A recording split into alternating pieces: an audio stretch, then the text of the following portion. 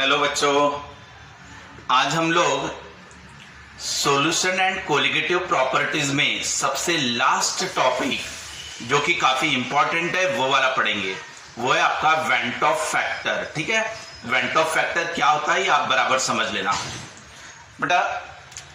अगर मैंने ये सॉल्वेंट लिया, फॉर एग्जांपल वाटर, बेटा इसका कोई फिक्स बॉइलिंग पॉइंट होता है, फ्रीजिंग पॉइंट होता है, इसका एक वेपर प्रेशर होता है, इसका एक ऑस्मोटिक प्रेशर होता है।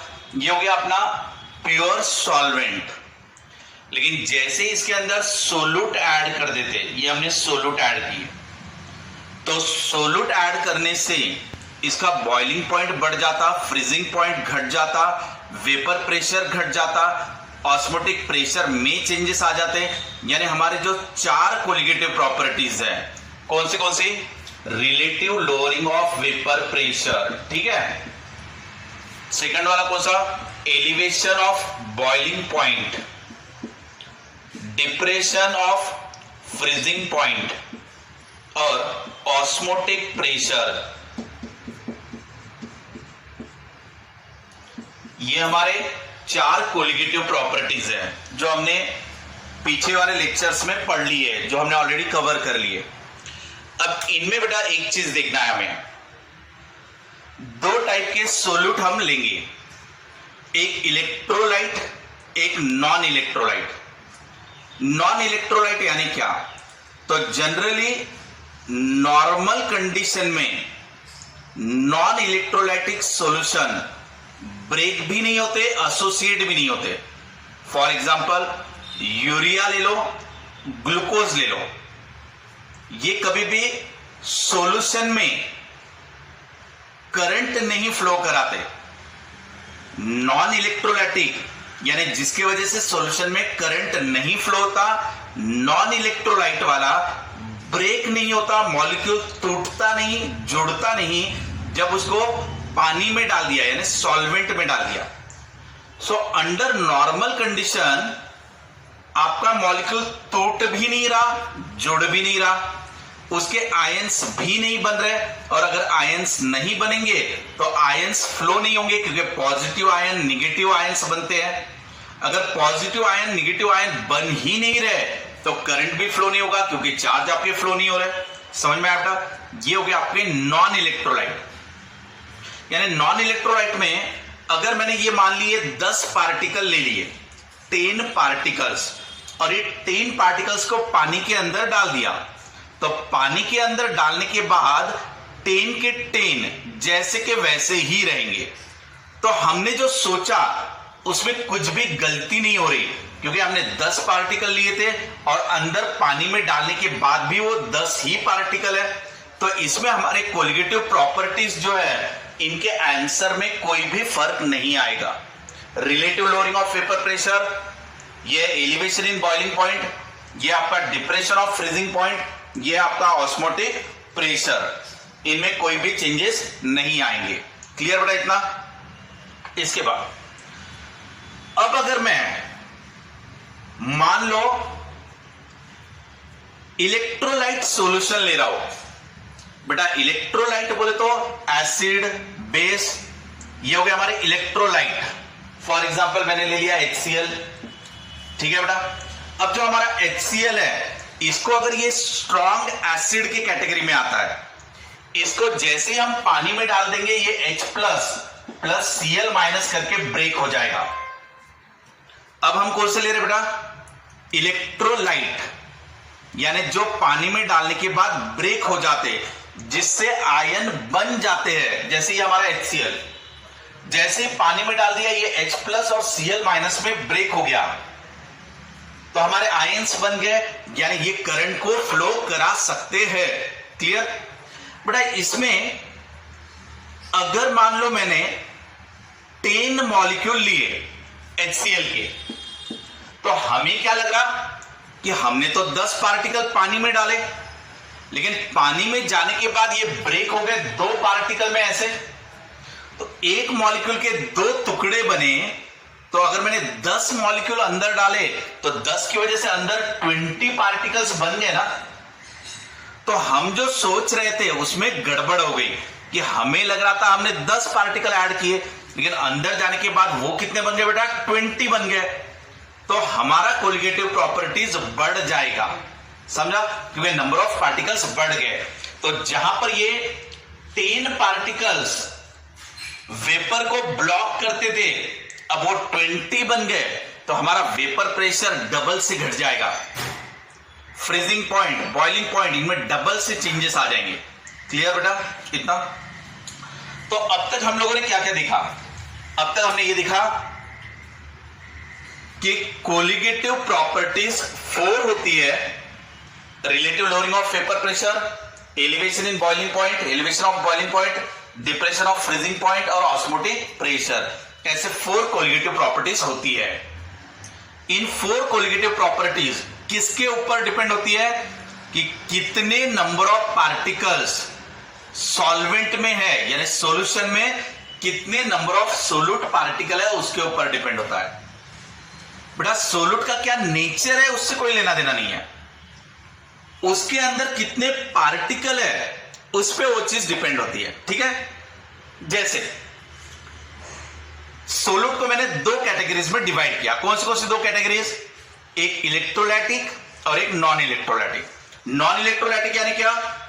जो कभी भी टूटता नहीं, जिससे आयंस बनते नहीं, यानी अगर मैंने 10 पार्टिकल डाले तो अंदर में 10 ही पार्टिकल रहेंगे, वो करंट को भी फ्लो नहीं कराते क्योंकि आयंस ही नहीं बनाते वो। For example urea and glucose. अब इसके अलावा बेटा दूसरा मैंने कहा इलेक्ट्रोलाइटिक। इलेक्ट्रोलाइटिक यानी क्या? जो करंट को फ्लो कराते हैं। फॉर एग्जाम्पल HCl ले लो, NaOH ले लो, एसिड ले लो, बेस ले लो, सॉल्ट ले लो, अंदर में जाके अगर टूट गए तो अंदर में नंबर ऑफ पार्टिकल बढ़ेंगे, और अगर नंबर ऑफ पार्टिकल चेंज हो गए तो हमारी पूरी कोलिगेटिव प्रॉपर्टीज चेंज हो जाएगी, क्योंकि सभी के सभी नंबर ऑफ पार्टिकल्स पे डिपेंड है। ये भी है number of mole of solute आता है, इसमें भी number of mole of solute आता है, इसमें भी number of mole of solute आता है, और इसमें भी number of mole of solute आता है। तो अगर अंदर में number of mole of solute बदल गए ड्यू टू ब्रेकिंग, डिसोसिएशन और ड्यू टू एसोसिएशन, तो हमारी पूरी कोलिगेटिव प्रॉपर्टीज चेंज हो जाएगी। क्लियर? तो इसे कैसे डिफाइन करना चाहिए? तो एक नया टर्म इंट्रोड्यूस किया गया, उसे कहते हैं आई यानी वेंट ऑफ फैक्टर। सो वेंट ऑफ फैक्टर यानी क्या? तो वो है बेटा आउटपुट अपॉन इनपुट। आउटपुट यानी क्या? अंदर में जाके 20 पार्टिकल बन गए, ठीक है ना? मैंने अंदर में पार्टिकल कितने डाले थे? 10, क्योंकि मैंने HCl के 10 पार्टिकल लिए थे ना, तो इनपुट मेरा था 10 पार्टिकल, बट पानी के अंदर डालने के बाद वो बन गए 20, क्योंकि वो ब्रेक हो गए ना ऐसे, तो हमारे नंबर ऑफ पार्टिकल बढ़ गए, यानी ये हो गया हमारा आउटपुट। जबकि यानी अंदर में मिले 20 पार्टिकल पानी में, जबकि हमने लिए कितने थे? 10, तो हमारा वेंट ऑफ फैक्टर क्या हो गया बेटा? 2 हो गया। समझ में आया? अगर इसके उल्टा लेते हम लोग, जैसे CH3COOH, अब ये ले लिया बेटा मैंने, यहां पे लिख लेता हूं मैं CH3COOH, अब ये ले लिया मैंने।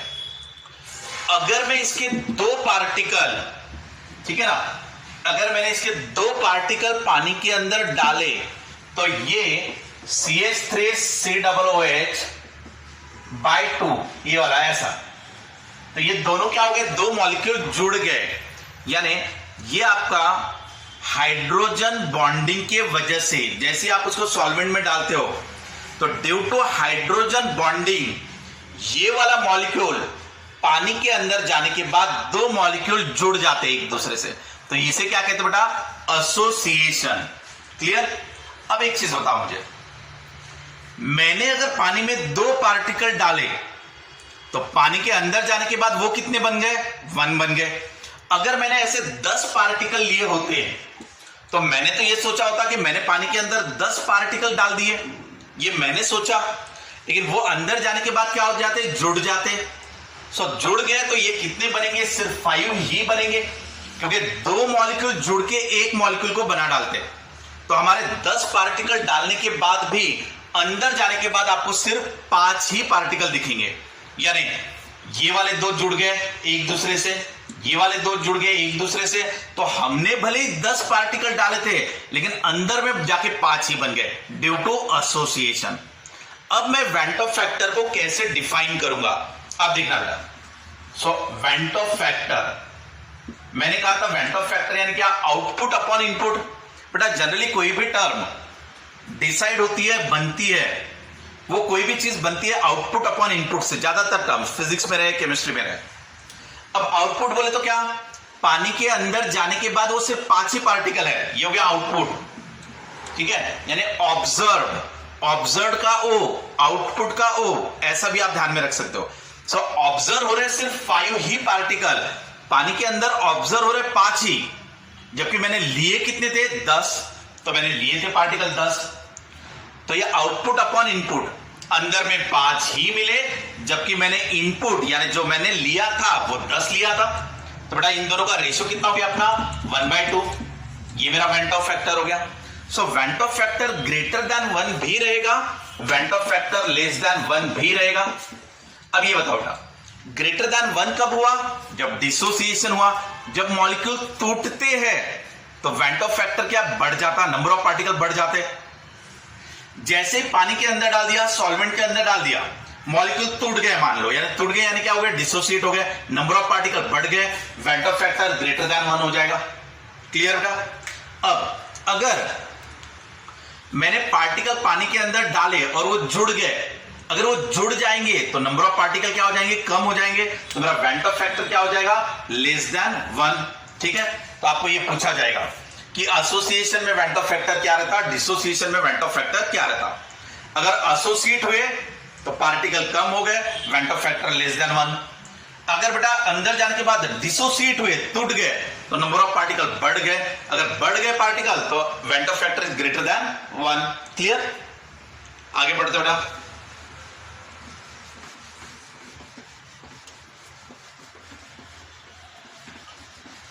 अब हमारी जितनी भी कोलिगेटिव प्रॉपर्टीज थी,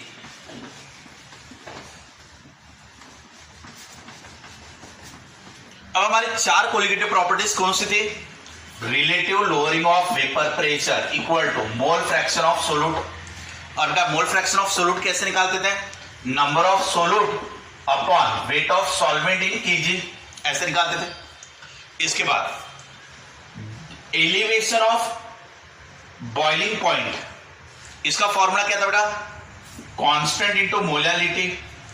इसके बाद कौन सा था अपना formula, depression of freezing point delta TF, ये भी था के इनटू मोलालिटी। इसके बाद था osmotic pressure pi equal to CRT. अब ये सब फॉर्मूले कब अप्लीकेबल है, ये सब अप्लीकेबल है नॉन इलेक्ट्रोलाइट के लिए। नॉन इलेक्ट्रोलाइट यानी क्या, जिसमें मॉलिक्यूल नहीं टूटते, यानी मैंने 10 पार्टिकल लिए थे, अंदर में भी 10 ही पार्टिकल है, तो आप यही फॉर्मूले को जैसे के वैसे इस्तेमाल करो, इसमें आपका वेंट ऑफ फैक्टर 1 आ जाता, यानी van't Hoff factor equal to 1। कब बेटा, जब मॉलिक्यूल टूटे भी नहीं, जुड़े भी नहीं, डिसोसिएट भी नहीं हुए, एसोसिएट भी नहीं हुए। ये जनरली किसके बारे में होता, नॉन इलेक्ट्रोलाइट के बारे में। सो ये सभी फॉर्मूले अप्लीकेबल है नॉन इलेक्ट्रोलाइट के लिए। क्लियर। अब अगर इलेक्ट्रोलाइट ले लिए जिसमें एसोसिएशन डिसोसिएशन हो रहा है, तो ये सब फॉर्मूले को I से मल्टीप्लाई कर देना। I बोले तो क्या बेटा, went Hoff factor, went Hoff factor से इसको मल्टीप्लाई कर दिया, ये है हमारा वेंट ऑफ फैक्टर, जिसे हम I से दिखा रहे हैं। क्लियर बेटा, यानी जो हमारा एलिवेशन ऑफ बॉइलिंग पॉइंट था वो डबल हो जाएगा अगर डिसोसिएट हुए तो, 2 पार्टिकल बने तो। अगर एसोसिएट हुए यानी 2 पार्टिकल एक बन गए तो ये हाफ हो जाएगा। ऐसे अलग अलग सिचुएशन रह सकती है। एक मॉलिक्यूल 2, 3, 4 पार्टिकल में भी टूट सकता है, 2-3 पार्टिकल मिलके एक भी बन सकता है। ठीक है, तो आप उससे मल्टीप्लाई कर देना। अब ये I से मल्टीप्लाई कर दिया बेटा, अगर ये I से मल्टीप्लाई कर दिया तो ये हो गया फॉर इलेक्ट्रोलाइटिक सॉल्यूशन। अब आगे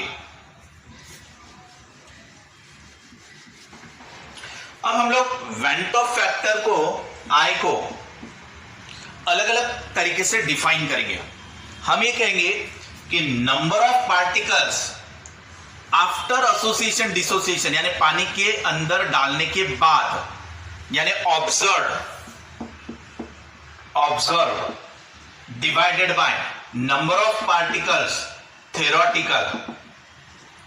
ठीक है, मैंने पहला डेफिनेशन किया, वेंट ऑफ फैक्टर को कैसे डिफाइन किया, पानी के अंदर या सॉल्वेंट के अंदर डालने के बाद कितने पार्टिकल मिलेंगे, यानी कितने ऑब्जर्व होंगे पानी के अंदर, कितने दिखेंगे, डिवाइडेड बाय थ्योरेटिकली मैंने कितना सोचा था या मैंने कितना लिया था।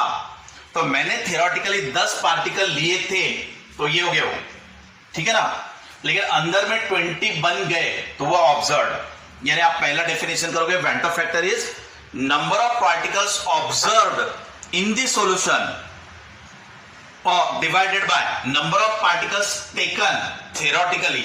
क्लियर? थ्योरेटिकली लिखने का मतलब फॉर्मूले को इस्तेमाल करके आपने जो आंसर निकाला वो, दैट इज थ्योरेटिकल। थ्योरेटिकल यानी आपने एक्सपेरिमेंट किया ही नहीं, आप देख भी नहीं रहे हो, ऑब्जर्वेशन नहीं है। एक्सपेरिमेंट करते हैं हम लोग, ऑब्जर्व करते हैं, उसको देखते हैं, that is observe, that is a reality. ठीक है ना, ऑब्जर्व करके आप देख रहे हो कि हाँ रियल में इतना है, that is a reality.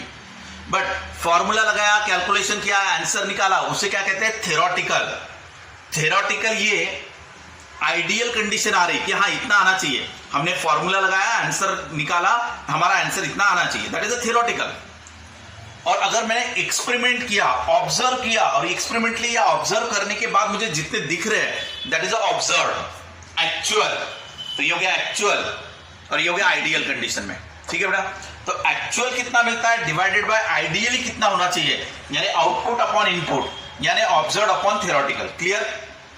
Next point, so van't Hoff factor equal to, बेटा यहां से आप ऐसा भी लिख सकते हो कि ये relative lowering of vapour pressure delta P upon P divided by delta P upon P, इसका रेशो। ठीक है ना, ये कौन सा ऑब्जर्व, ये कौन सा थ्योरेटिकल, ये भी आप ले सकते हो। यानी ये वाला टर्म डिवाइडेड बाय ये वाला टर्म, कौन सा, ये वाला, इसको मैं इसको डिवाइड कर दूंगा ऐसा नीचे, क्योंकि ये मुझे थ्योरेटिकल आंसर देगा, ये मेरा ऑब्जर्व रहेगा क्योंकि आई से मल्टीप्लाई हो रहा है, तो ये अपॉन ये भी ले सकता हूं मैं। तो lowering of vapour pressure observe value upon theoretical value. और उसको डिफाइन कर सकते बेटा हम लोग कि elevation in boiling point, elevation of boiling point, उसका रेशियो ले लो, ये ऑब्जर्व डिवाइडेड बाय थ्योरेटिकल कर दो। ऐसे ही आप कर दो depression of freezing point delta T F, observe divided by theoretical. Observe बोले तो आउटपुट, यानी आउटपुट अपॉन इनपुट, या फिर आप इसको कह दो van't Hoff factor i equal to osmotic pressure का रेशियो कर दो आप, क्या अपॉन क्या करोगे बेटा, ऑब्जर्व अपॉन थ्योरेटिकल, ऐसा कर देना। लेकिन एक चीज ध्यान देना, हर एक फॉर्मूले में नंबर ऑफ मोल्स आते हैं सोल्यूट पार्टिकल के, हर एक में आएंगे बेटा। अगर आप देखोगे ना तो आपका मोल फ्रैक्शन, इसमें भी number of mole of solute ऊपर में आता है न्यूमरेटर में, molality number of mole of solute upon weight of solvent in KG, इसमें भी नंबर ऑफ मोल आएंगे, इसमें भी नंबर ऑफ मोल आएंगे। तो हमारे सभी के सभी में नंबर ऑफ मोल आ रहे हैं। बेटा नंबर ऑफ मोल कैसे निकाले जाते हैं, वो निकाले जाते हैं given weight upon molecular weight. बराबर ध्यान देना बेटा कि जितने भी आपके कोलिगेटिव प्रॉपर्टीज है वो सभी के सभी डायरेक्टली प्रोपोर्शनल है नंबर ऑफ मोल के साथ, और नंबर ऑफ मोल होता है given weight upon molecular weight. यानी इसकी जगह पे आप लिख सकते हो given weight upon molecular weight, ऐसा लिख सकते हो आप। अब ये देख लो क्या, तो सभी के सभी colligative properties inversely with molecular wait है, मॉलिक्यूलर वेट के साथ इनवर्सली है। हमारे कोलिगेटिव प्रॉपर्टीज पढ़ने में सबसे मेन चीज है मॉलिक्यूलर वेट ऑफ सोल्यूट निकालना। जितनी भी कोलिगेटिव प्रॉपर्टीज है वो inversely proportional with molecular weight आ रही है।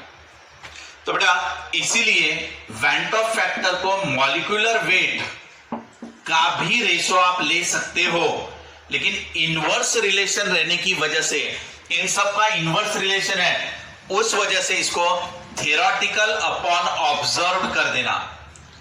बाकी सभी में ऑब्जर्व अपॉन थेरोटिकल है, लेकिन मॉलिक्यूलर वेट लेते समय थेरोटिकल अपॉन ऑब्जर्व कर देना। क्यों? क्योंकि वो इनवर्स रिलेशन होता है। क्लियर? अब मैंने वेंटो फैक्टर को अलग अलग तरीके से डिफाइन किया।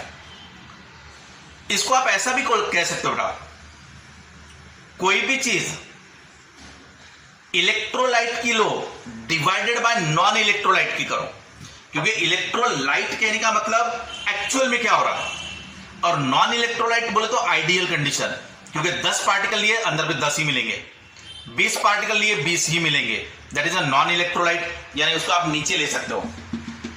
इलेक्ट्रोलाइट कहने का मतलब जिसमें टूटते हैं तो रियलिटी में कुछ अलग हो जाता है, ऑब्जर्व प्रॉपर्टी कुछ अलग मिलती है, जिसको ऊपर में लिखोगे। क्लियर? 2-3 चीजें याद रखना, इलेक्ट्रोलाइटिक और नॉन इलेक्ट्रोलाइटिक।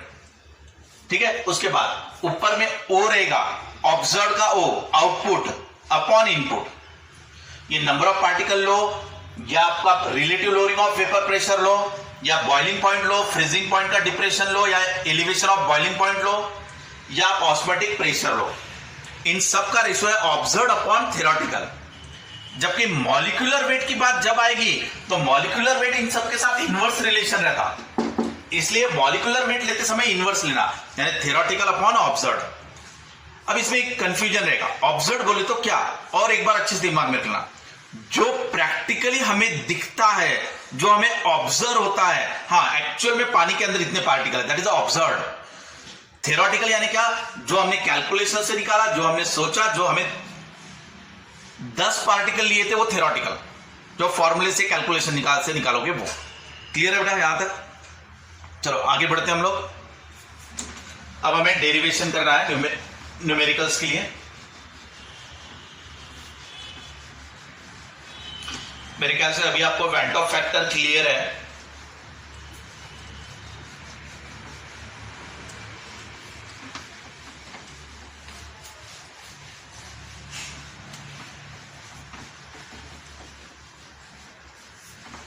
अब ये देखो बेटा, डिग्री ऑफ डिसोसिएशन अल्फा निकालने के लिए वेंटो फैक्टर का इस्तेमाल होता है। ठीक है? अल्फा में यानी क्या, तो डिग्री ऑफ डिसोसिएशन। बेटा degree of dissociation, degree of ionisation, ये सब क्या होता, कितने मॉलिक्यूल डिसोसिएट हुए, कितने में से, इसे हम अल्फा कहेंगे। यानी अगर हमारा अल्फा का आंसर 10% आ रहा है मान लो, तो इसका मतलब क्या होता, अगर हमने 100 पार्टिकल HCl के लिए, या ये तो स्ट्रांग रहा तो वो पूरी तरीके से टूटता है, लेकिन हम लोग वीक ले लेते हैं, CH3COOH ले लेते हैं फॉर एग्जांपल, ये एसोसिएट होगा due to hydrogen bonding. But अगर मैं डिसोसिएशन लूं कम पैमाने पे, तो देखो बेटा, अगर इस मॉलिक्यूल के 10% मॉलिक्यूल टूट गए, ब्रेक हुए, और 90 मॉलिक्यूल टूटे ही नहीं, यानी वो जैसे थे वैसे ही रहे, या अगर मैंने HCl ले लिया तो भी मान लेते थोड़ी देर के लिए एग्जांपल, मैंने HCl के 100 पार्टिकल लिए मॉलिक्यूल, उसमें से 10 मॉलिक्यूल टूटे और बेटा 90 मॉलिक्यूल टूटे ही नहीं, यानी वो जैसे के वैसे HCl ही बने रहे, तो कितने मॉलिक्यूल टूटे, 10, कितने में से, 100 में से। तो ये हो गया मेरा अल्फा। अल्फा यानी डिग्री ऑफ डिसोसिएशन। तो डिग्री ऑफ डिसोसिएशन यानी कितने मॉलिक्यूल टूटे कितने में से। सो 10 मॉलिक्यूल टूटे जब मैंने 100 पार्टिकल को लिया था तब, ये मेरा डिग्री ऑफ डिसोसिएशन अल्फा है।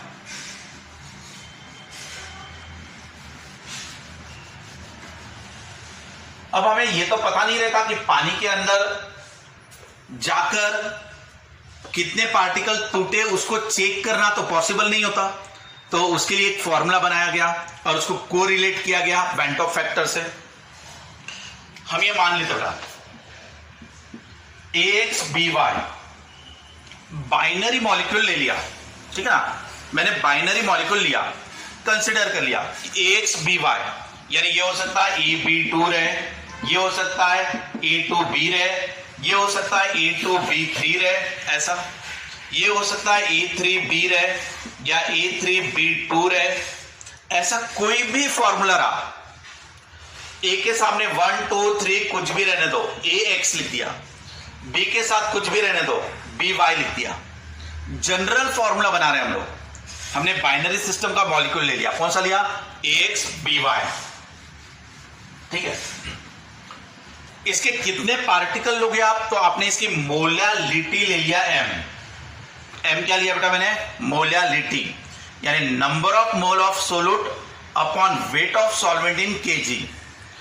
मोलालिटी यानी number of mole of solute upon weight of solvent in kg।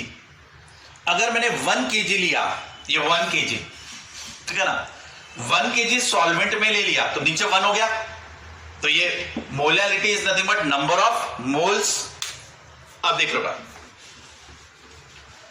या तो मैं मोलालिटी लूं या उसी को मैं नंबर ऑफ मोल्स कह दूं। अगर 1 kg सॉल्वेंट है तो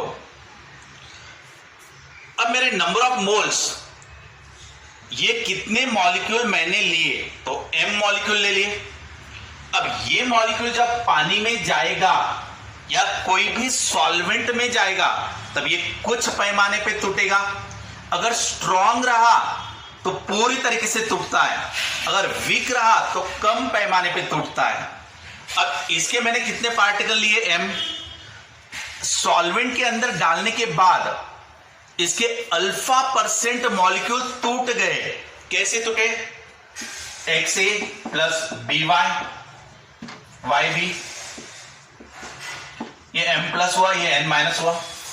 अब ध्यान दो बेटा अच्छे से, ये मॉलिक्यूल पानी के अंदर या सॉल्वेंट के अंदर जाने के बाद ऐसे टूटे, ठीक है बेटा। मैंने कितने पार्टिकल लिए थे, M। इसमें के अल्फा% मॉलिक्यूल टूटे, यानी M अल्फा बनेंगे, इसके M अल्फा बनेंगे। अब मुझे बताओ, थोड़ा चेक करते हैं, M पार्टिकल में से M अल्फा टूट गए, यानी 100 मॉलिक्यूल में से 10 मॉलिक्यूल टूट गए, तो बचे कितने, 90। 90 यानी क्या, 100 माइनस 10, 100 माइनस 10, यानी मेरे बचे हुए पार्टिकल रहेंगे M माइनस M अल्फा। एकदम सिंपल है बेटा, थोड़ा सा ध्यान देना। हमारे पास M पार्टिकल थे, इसमें से M अल्फा पार्टिकल टूट गए, तो बिना टूटे कितने हैं, तो M माइनस M अल्फा, क्योंकि इसके मेरे पास 100 पार्टिकल थे, 100 में के 10 पार्टिकल टूटे ऐसे, बट 90 तो नहीं टूटे ना, तो 90 बिना टूटे ही उसके अंदर है, यानी M माइनस M अल्फा वहां पर अब भी है, समझ गया। अब लेकिन इसका एक मॉलिक्यूल इसके X एटम बनाता है, तो इसको X से मल्टीप्लाई करना पड़ेगा। इसका एक मॉलिक्यूल इसके Y पार्टिकल बनाता है, इसलिए यहां पे भी Y से मल्टीप्लाई करना पड़ेगा। समझ में आ गया इतना। अब देखो ना, और एक बार हम लोग इसको बराबर समझ लेते हैं, ठीक है ना। शुरू में मैंने इसके M मोल लिए, शुरू में इसके एक भी नहीं थे, इसके कुछ भी नहीं थे। ये हमारा सॉल्वेंट, इसके अंदर मैंने M पार्टिकल को ऐड कर दिया। अब इसके अंदर M पार्टिकल जाने के बाद इसका डिग्री ऑफ डिसोसिएशन क्या है, अल्फा, यानी अल्फा% मॉलिक्यूल टूटे, तो M अल्फा पार्टिकल टूट गए, ठीक है। तो इसके अंदर बचेंगे कौन कौन, तो बेटा यहां पर 3 लोग बचेंगे, 3 चीजें बचेगी। ये भी बचेगा, ये भी रहेगा और ये भी रहेगा, क्योंकि इक्विलिब्रियम का साइन है। ये 100% गायब होके ये नहीं बना, इसमें के कुछ ही टूटे और ये कुछ ही बनेंगे, बाकी के सब जैसे के वैसे बचे रहेंगे, यानी AX BY ये कितने बचे रहेंगे, M माइनस M अल्फा, क्योंकि इसके शुरू में थे M। अब M अल्फा इसमें के टूट गए, 100 में से 10 टूट गए, तो 90 बचे रहेंगे, M माइनस M अल्फा बचे रहेंगे। उसके बाद इसके अगर m अल्फा मॉलिक्यूल टूटे होंगे, 10 मॉलिक्यूल टूटे होंगे, तो ये बनेंगे उससे, यानी ये m अल्फा बनेंगे, ये भी m अल्फा बनेंगे। बट इसका एक मॉलिक्यूल इसके x मॉलिक्यूल बनाता है, इसलिए x से मल्टीप्लाई करो। इसका एक मॉलिक्यूल इसके y एटम बनाता है, इसलिए y से मल्टीप्लाई करो। अब बेटा हमारे सॉल्यूशन के अंदर 3 टाइप के पार्टिकल है। ये भी है इतने पैमाने पे, ये भी है इतने पैमाने पे, ये भी है इतने पैमाने पे, समझा? तो अभी हमारे पास टोटल पार्टिकल कितने अवेलेबल है? टोटल पार्टिकल कितने अवेलेबल है? m minus m alpha plus x m alpha plus y m alpha. देख लो बेटा, ये बराबर इसके इतने पार्टिकल, इसके इतने पार्टिकल, इसके इतने पार्टिकल, इतने हमारे पास बचे हैं अभी सॉल्यूशन के अंदर है। लिए कितने थे? m। वेंट ऑफ फैक्टर को कैसे डिफाइन किया था हमने? पानी के अंदर अभी कितने पार्टिकल है और हमने लिए कितने थे, दोनों का रेशो। तो पानी के अंदर हमको दिख कितने रहे अभी? वो दिख रहा है m minus m alpha plus x m alpha plus y m alpha divided by m बराबर, चेक कर लो बेटा।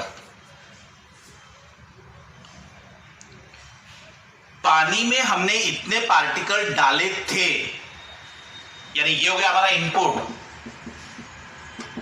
पानी के अंदर जाने के बाद, सॉल्वेंट के अंदर जाने के बाद इतने पार्टिकल बन गए।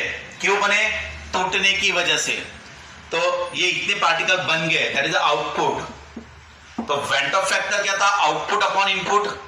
यानी ये क्या है अपना? ऑब्जर्व, यानी पानी के अंदर अभी इतने पार्टिकल ऑब्जर्व हो रहे हैं। लेकिन थ्योरेटिकल ये चीज, यानी आप इसको डिफाइन कर सकते हो ऑब्जर्व अपॉन थ्योरेटिकल या आउटपुट अपॉन इनपुट, या कितने पार्टिकल पानी के अंदर अभी दिख रहे हैं और कितने हमने लिए थे, दोनों का रेशो। अब बेटा यहां पे m है, यहां पर भी m है, यहां से भी m को कॉमन निकाला जा सकता है। अगर मैं इसमें से m को कॉमन निकाल दूं, ये निकाल दिया बाहर, तो यहां क्या बचेगा? 1, और यहां का भी m चला गया, तो ये ऐसा हुआ। अब देखो बेटा, m यहां पर भी है, m यहां पर भी है, m यहां पर भी है, तो ये पूरे m को कॉमन निकाल दो और नीचे वाले से कैंसिल कर दो उसको। तो ये वाला m, ये m से कैंसिल हो जाएगा। कैंसिल कैसे कर रहा हूं बेटा मैं? पहले m को कॉमन निकाल लेना और कॉमन निकाल के इस m से कैंसिल कर देना। फिर क्या बचेगा? i equal to 1 minus alpha plus x m x alpha plus y alpha divided by, नहीं डिवाइडेड बाय में कुछ भी नहीं आ रहा, अभी m कैंसिल हो चुका है आपका। यहां से आप अल्फा को कॉमन निकाल सकते हो बेटा, यानी ये x प्लस वाई और ये अल्फा हो गया अपना। अब हमारा पर्पस क्या था? मैंने आपको बताया था डिग्री ऑफ डिसोसिएशन अल्फा निकालना हमारा पर्पस है। आप पर्पस ध्यान में रखते जाओ। बचेगा, ये बचेगा 1 माइनस अल्फा, ये plus x alpha plus y alpha. अब यहां से ये हो गया 1, इसमें से बेटा अल्फा को कॉमन निकाल दो, एक्स प्लस वाई माइनस 1, ऐसा हो गया। ये हो गया मेरा आई। अब इसको इधर ट्रांसफर कर दो, तो i minus 1 equal to alpha into x plus y minus 1। अब देखो बेटा, x प्लस वाई की जगह पर मैं क्या लिख सकता हूं? तो x प्लस वाई का क्या मीनिंग है? अगर हमारा मॉलिक्यूल पानी में डालने के बाद जितने पार्टिकल बनाता होगा उसे कहते हैं x प्लस वाई। जैसे HCl ले लिया, अगर HCl पानी के अंदर जाने के बाद, सॉल्वेंट के अंदर जाने के बाद H plus plus Cl minus बनाएगा, तो एक मॉलिक्यूल को पानी के अंदर डालने के बाद 2 पार्टिकल को बना रहा है। अगर मैंने A2B ले लिया, ठीक है ना, और ये ट्वाइस A प्लस B बन गया, तो इसका मतलब क्या हुआ, एक मॉलिक्यूल को पानी में डाला था, उसने 3 पार्टिकल बना दिए, समझा, यानी x प्लस वाई हो गया 3। अगर मैंने A2B3 दे दिया तो twice A plus thrice B, तो अब क्या हुआ बेटा, मॉलिक्यूल लिया था एक, पार्टिकल डाला था एक, लेकिन पानी के अंदर जाने के बाद 5 पार्टिकल बन गए, 5। तो x plus y that is 5, यानी हमारा ये x प्लस वाई है, उसको मैं लिख लूंगा n डैश। सो नाउ अब आप बता दो मुझे what is the n dash. एक मॉलिक्यूल पानी के अंदर सॉल्वेंट के अंदर डालने के बाद कितने पार्टिकल को बनाता है, उसे कहना n डैश। नाउ ये I-1 है, सो बेटा यहां से मैं अल्फा निकाल लूंगा, तो यहां से मुझे अल्फा का फॉर्मूला मिलेगा, अल्फा इक्वल टू, अल्फा यानी क्या, डिग्री ऑफ डिसोसिएशन, तो अल्फा मिला मुझे I-1 divided by n dash -1, तो ये मेरा रिलेशन हुआ, फॉर्मूला हुआ। डिग्री ऑफ डिसोसिएशन का वैन टॉप फैक्टर के साथ रिलेशन, n डैश तो आपको क्लियर है, number of particles formed by the dissociation और एसोसिएशन ऑफ 1 पार्टिकल और 1 मॉलिक्यूल, क्लियर। थोड़ा ये था अपना लास्ट टॉपिक, इसके ऊपर हम लोग नेक्स्ट लेक्चर में न्यूमेरिकल स्टार्ट करेंगे, ठीक है। Thanks to all of you.